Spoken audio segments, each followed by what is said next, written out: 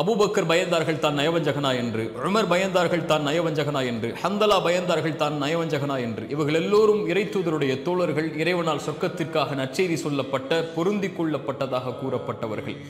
இவர்களே தங்களுடைய ஈமானை தாழ்வாக பார்த்தார்கள்.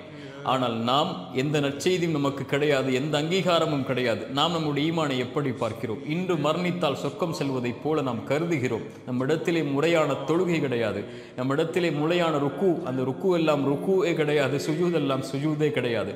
நாம் செய்கின்ற பிரார்த்தனைகள் எல்லாம் முழுமையான பிரார்த்தனை கிடையாது, ஓதுகின்ற குர்ஆன் எல்லாம் முழுமையான ஓதுதல் கிடையாது. எந்த செயல்பாடுடைய அங்கீகாரமும் தரமும் இல்லாத நாம் நம்மை எப்படி பார்க்கிறோம்? பிறருடைய குறைகளை ஆராய்வதை விட்டுவிட்டு நம்முடைய ஈமானை தாழ்வாக பாருங்கள்.